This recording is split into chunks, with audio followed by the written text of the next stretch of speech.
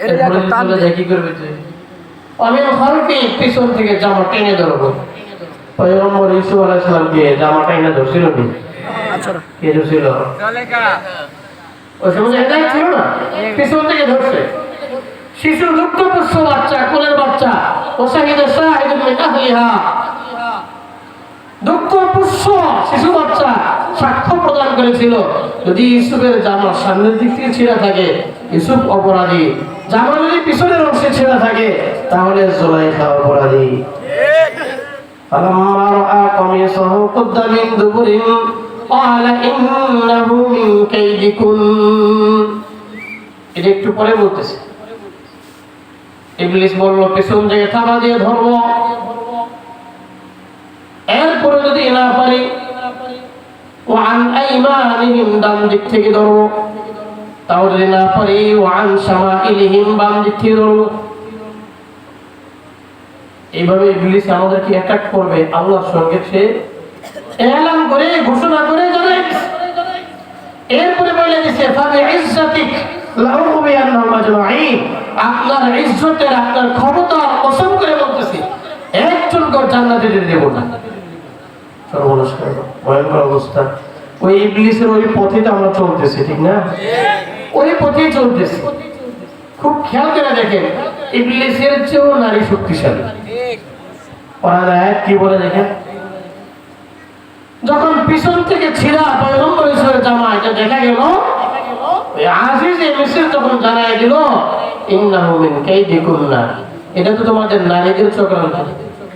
ইন্না কাইদাকুন্না আযীম, আল্লাহ কোরআনে বলতেছেন তোমাদের নারীদের চক্রান্ত অত্যন্ত ভয়ঙ্কর, ভয়াবহ। সব নারী না বদ্দিন নারী? পর্দানশীল নারী না বেপর্দা নারী? হ্যাঁ, বেপর্দা। যারা পর্দা করে তারা ভদ্র, যারা পর্দা করে না তারা ভদ্র না। এই কথাটা কোরআনের ভাষা। ইয়া আইয়ুহান নাবিয়্যু কুল লিআজওয়াজিকা ওয়া বানাতিকা ওয়া নিসাইল মুমিনিনা ইউদিনিনা আলাইহিন্না মিন জালাবিবিহিন যালিকা আদনা আন ইউরাফনা ফালা ইউযাইন। হে নবী, আপনি আপনার কন্যাদেরকে, স্ত্রীদেরকে, মুমিন নারীদেরকে জানায় দিন তারা যেন চেহারা ঢেকে পর্দা করে ঘরের বাইরে বের হয়, এতে করে তারা যে ভদ্র ঘরের সন্তান এই পরিচয় পাওয়া যাবে, এদের সঙ্গে টিচিং করা হবে না। কোরআনের কথা, ভদ্রতার পরিচয় পর্দার সঙ্গে চলাফেরা করা। এখন একটু চিন্তা করে দেখেন, আল্লাহ পাক কোরআনুল কারীমের আরেক জায়গায় কি বলছেন, যারা ঈমানদার তারা আল্লাহর রাস্তায় লড়াই করে, যারা বেঈমান কাফের তারা শয়তানের রাস্তায় লড়াই করে। ইন্না কাইদাশ শাইতানি কানা যায়ীফা, আল্লাহ ফিনিশিং টানলেন কি দিয়া, নিশ্চয়ই শয়তানের চক্রান্ত বড় দুর্বল। শয়তানের চক্রান্ত কি দুর্বল। নারীদের থেকে কি বলছেন? ভয়ঙ্কর। কে বলছেন? আমি না, আল্লাহ বলছেন। আল্লাহ বলছেন সুতরাং যেই ঘরের মধ্যে পর্দা নাই তারা ভয়ঙ্কর শত্রু দ্বারা আক্রান্ত হবে, এটা স্বাভাবিক, বাচ্চা সম্ভব না। যেই ঘরে পর্দা নাই ওই ঘরে তারা ভয়ঙ্কর শত্রু দ্বারা আক্রান্ত হবে, বাচ্চার কোনো উপায় নাই, আল্লাহ নিজেই বলে দিয়েছেন। ইবলিস শয়তান থেকেও বাচ্চা সহজ, নারীদের ফিতনার চেয়ে সহজ। কথাটা কার? আল্লাহ তাআলা বলেছেন। খুব সতর্ক হওয়া লাগবে। আল্লাহ তাআলা আমাদেরকে বোঝার তৌফিক দান করেন। আমরা বুঝি না, আল্লাহ বোঝার তৌফিক দান করেন। যখন আযান হয়, আযান হইলে দেখবেন ফজরের আযানের সময় ঘুম আরো মজা লাগে। ঘুম আরো মজা লাগে না? হযরত মুআবিয়া রাদিয়াল্লাহু জীবনের মধ্যে আসছে, একদিন ওনার ফজরের নামাজ কাজা হয়েছে শয়তানের খেদমত করার কারণে, ওনার জীবনে আসছে একদিন ফজর নামাজ কাজা হয়েছে। কি কারণে? শয়তান খেদমত করছে, পাওয়ার টিপসে, শরীর টিপসে। এই জন্য উনি যখন ঘুম থেকে যাচ্ছেন দেখেন সূর্য উঠে গেছে। কথা আমার শেষ করে যায়। উঠার পরে সারাটা দিন কান্নাকাটি করছেন, তওবা করছেন, ইস্তেগফার করছেন। শয়তান দেখলো আল্লাহ তাআলা তার ফজর নামাজের সওয়াব দিছে, আরো বেশি সওয়াব দিছে। হায় হায়, সর্বনাশ, লস না? এর যে আমাদের নামাজ পড়লে ভালো ছিল, পিছিয়ে পেত না। অন্য দিনে মনে স্বাভাবিকই থাকতো। পরের দিন আগে ভাগে কে যেন হযরত মুআবিয়াকে ঘুমের থেকে জাগাই দিছে। হযরত মুআবিয়া ঘুম থেকে বলে কে? পরিচয় দেয় না। অনেক রাগারাগির পরে তখন বলতেছে যে হ্যাঁ আমি। কে তুমি? আমি ইবলিস। ইবলিসে না এসে গেলে নামাজ চলে জায়গায় গিয়েছি ইবলিস বুঝি নামাজের জন্য জায়গায় মানুষটা আর ঘুম পাড়ায় ও না আমি ভালো কাজ মাঝে মধ্যে করি ইবলিস দেখে ভালো কাজ করতে পারি না আমি বহুত ইবাদত করছি আগে করছি নি আগে ইবাদত এক সেজদা দেয় নাই একেবারে আল্লাহ পাক রব্বুল আলামিন ইলা ইয়াউমিল ওয়াক্তিল মালুম কিয়ামত পর্যন্ত আল্লাহ তাআলা তাকে অভিশপ্ত করে দিয়েছেন চিন্তা করে দেখেন যে সেজদা কতগুলো সাজতেছি আমরা বলেন তো ফজর নামাজ ছুটলো তো আমার সেজদা কয়টা সরছে কথা বলেন কয়টা চারটা সুন্নত সহ ধরলে 8টা ইবলিসের সেজদা সাজছিল কয়টা একটা পরিণতি তারটা ভয়ঙ্কর হবে না আমারটা ভয়ঙ্কর হবে হ্যাঁ ভয় আছে কোনো ভয়ই নেই কোনো ভয়ই নেই শেষমেশ ইবলিস বাধ্য হয়ে বলতেছে আপনি যে গতকাল কি ঘুমাই গেছিলেন আমার খেদমতের কারণে ঘুমাইছেন সারাদিন কান্নাকাটি করার কারণে আল্লাহ ফজর নামাজের সব তো দিছে সব আরো বেশি দিছে এই জন্য ভাবলাম যা ছিল তাই পান বেশি পাওয়ার সাথে ওইটা পাওয়া একটু ভালো তাই আজকে ঘুমের থেকে উঠাই দিলাম শয়তান যদি ভালো কাজ করতেও বলে এর মানে কি জিতাইতেছে না ঠকাইতেছে ঠকাইতেছে শয়তান ভালো চায় না ইন্না শাইতানা কানা লিল ইনসানি আদুওয়াম মুবিনা এটা আমাকে আপনাকে মনে রাখতে হবে এজন্য একটা আয়াত তেলাওয়াত করেছি আয়াত তর্জমা বলে আমরা দোয়া করব থাকবেন ইনশাআল্লাহ আল্লাহ বলেন والذين إذا فعلوا فاحشة أو ظلموا أنفسهم ذكروا الله فاستغفروا لذنوبهم ومن يغفر الذنوب إلا الله যখন কোন মানুষ অশ্লীল কাজ করে ফেলে আও যালামু আনফুসাহুম অথবা নিজের উপর কোন অবিচার অন্যায় অর্থাৎ গুনাহের কাজ করে ফেলে যাকারুল্লাহ সঙ্গে সঙ্গে আল্লাহর কথা মনে হয়ে যায় ফাস্তাগফিরু লিযুনুবিহিম আর সাথে সাথে আল্লাহর নিকট নিজের অপরাধের জন্য ক্ষমা প্রার্থনা করে আল্লাহ বলেন মাইয়াগফিরুয যুনুবা ইল্লাল্লাহ আমি আল্লাহ ছাড়া কে আছে তার গুনাহগুলোকে maaf করবে ওয়ালাম ইউসিরু আলা মা ফাআলু শর্ত হলো সে যে পাপ কাজ করে ফেলেছে এই পাপ কাজের উপর সে স্থির থাকতে পারবে না গুনাহ করেছে আর করবে না এমন অনেক মানুষ আছে গুনাহ করে বোঝানোর পরে তওবা করে আস্তাগফিরুল্লাহ আস্তাগফিরুল্লাহ আস্তাগফিরুল্লাহ আস্তাগফিরুল্লাহ আস্তাগফিরুল্লাহ আস্তাগফিরুল্লাহ কিন্তু যেই কাজ সেই কাজ আবার করতেছে এমন মানুষ আছে না নাই আগে জোয়া খেলতে এখনো জোয়া খেলে আগে বাবা মাকে কষ্ট দিতে এখনো বাবা মাকে কষ্ট দেয় আগে নেশা করতে এখন নেশা করে সবই ঠিক আছে মাঝখানে ইস্তেগফার যে পড়ছে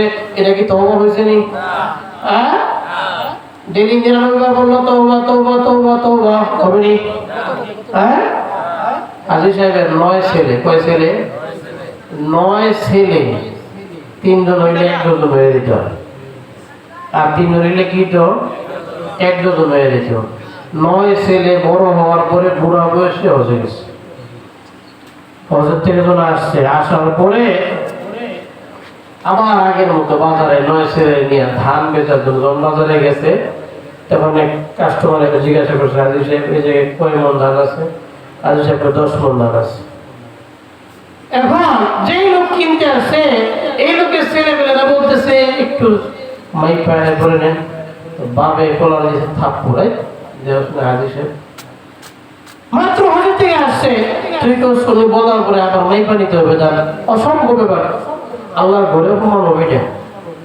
আমি যা বলতে 10 মন হিসাব করে টাকা দিয়ে দেয় লেগে গেছে গা যাইয়া দেখে মাত্র 7 মন ধান কয় মন ধান এখন হাজী সাহেব খুব খুশি কিন্তু খুশিতে বাড়িতে এসে 9 ছেলেরে ডাকছে 9 ছেলের ডান গেলে একটা টেকরা জোরে জোরে চটকনা দিচ্ছে এমন জোরে দিচ্ছে দাগ হয়ে গেছে 9 ছেলেকে বাবা এটা কেমন গাড়ি এটা কেমন গাড়ি এটাই ভালো গাড়ি কে তো তোরা আমার আর 10 বছর আগে হজে পাঠালি দিল্লিতে ওকে 10 বছর আগে হজে যাইতাম এলে এত বছর মাইপা ধান বেচা লাগতো না যা কইতাম তাই বিশ্বাস করতাম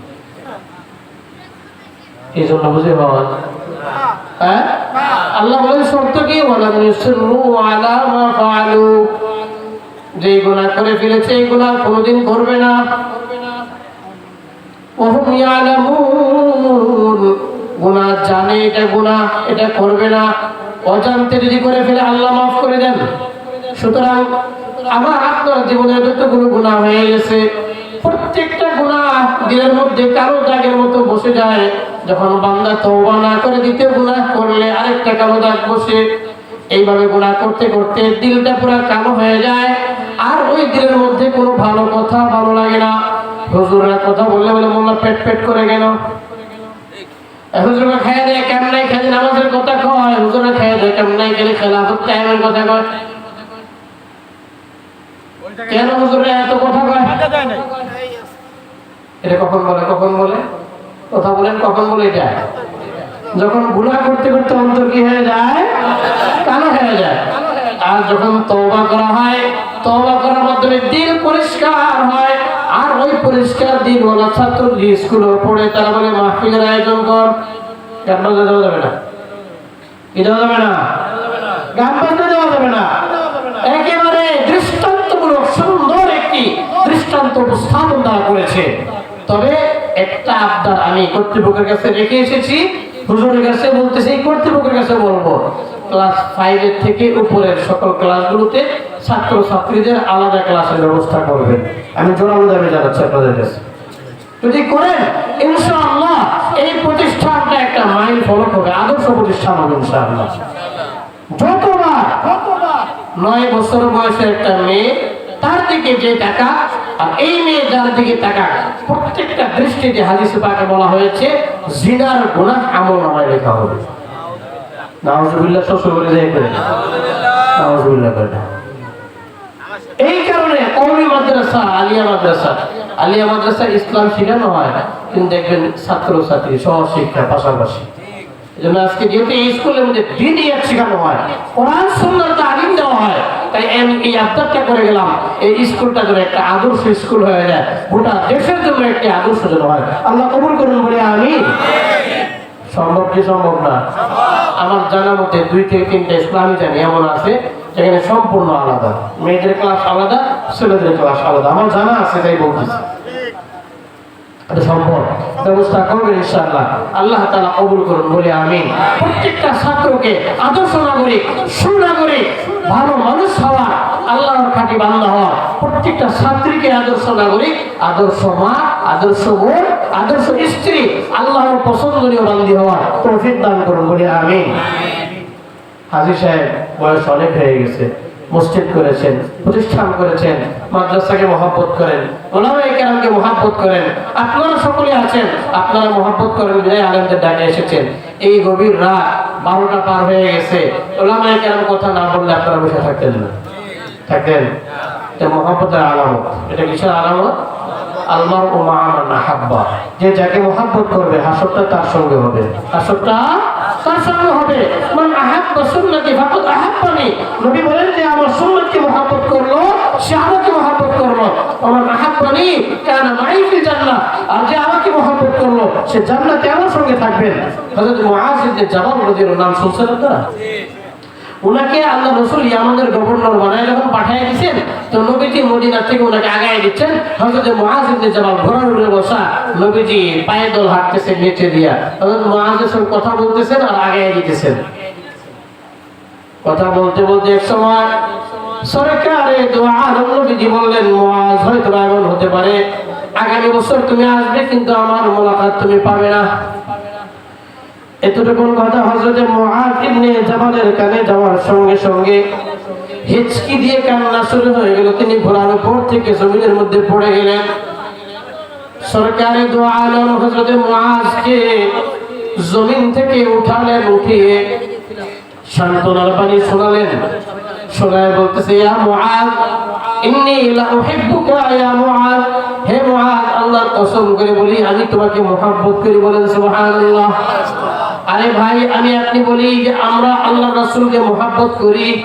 ইন্নী উহিব্বুল্লাহ ওয়া রাসূলা, আমি আল্লাহ এবং তার রাসূলকে মহব্বত করি। আর রাসূল বলতেছেন, ইন্নী লা উহিব্বুকা ইয়া মুআয, হে মুআয আমি আল্লাহর রাসূল তোমাকে মহব্বত করি। বলেন সুবহানাল্লাহ। হযরত মুআয ইবনে জাবাল রাদিয়াল্লাহু তাআলা খুশিতে আটখান হয়ে গেলেন। নবীজি বলেন, মুআয শোনো, তুমি আমার কাছ থেকে দূরে থাকো আর কাছেই থাকো। শারীরিকভাবে জমিনের দূরত্ব এটা কোনো দূরত্ব নয়। কোন উম্মত যদি আমার আদর্শের উপর অটল থাকে, কিসের উপর? আমার কোন উম্মত যদি আমার সুন্নতকে আঁকড়ে ধরে রাখে, সে 1000 মাইল দূরে থাকতে পারে, কিন্তু আমি মুহাম্মদুর রাসূলুল্লাহ খুব নিকটে তার অবস্থান। বলেন সুবহানাল্লাহ। আর যে কোনো ব্যক্তি আমার কাছেই থাকে কিন্তু সুন্নাত তার ভিতরে থাকে না, এমন ব্যক্তি আমার একেবারে সঙ্গে অবস্থান করলো, আমার সঙ্গে তার কোনো সম্পর্ক নাই। তাই নবী বলেন, মান তামাসসাকা বিসুন্নতি ইনদা ফাসাদি উম্মতি, এই ফিতনা ফাসাদের জমানায় আল্লাহ রাসূলের একটা সুন্নাতকে যে আঁকড়ে ধরবে, ফালাহু আজরু শাহীদ, নবীজি বলেন তাকে শহীদের সওয়াব দান করবে। একটা সুন্নতের আমলের বিনিময়ে একটা শহীদের সওয়াব দেওয়া হবে। শহীদের সওয়াব বুঝেন? এত সহজ কথা না। একটা শহীদের ঘটনা বলে তো লম্বা সময় চলে যাবে। আব্দুল্লাহ বিন তামিরের নাম শুনছেন? নাম শুনছেন? কে কে শুনছেন? আতুজান কোরআন শরীফে একটা সূরা আছে তার নামে ঘটনা, সূরা বুরুজ। এই ব্যক্তিকে শহীদ করা হয়েছে। এরকম অসংখ্য অগণিত শুহাদাদের ঘটনা আল্লাহ কোরআনে বলেছেন, আল্লাহ রাসূল হাদিসে পাকের মধ্যে বলেছেন। একজন শহীদ সে তার জীবনের সকল রক্তগুলাকে, তার জীবনকে, তার জানকে আল্লাহর দ্বীনের জন্য রক্ষা করে দেয়, বাজি লাগায় দেয় আল্লাহর রাস্তায়। এটা সহজ কথা না ভাই, এটা অনেক কঠিন কথা, অনেক উঁচু বিষয়। এক ফোঁটা রক্ত আমার শরীর থেকে বের হয়ে গড়ায়া পড়বে, আপনি ফেকার কিতাব সব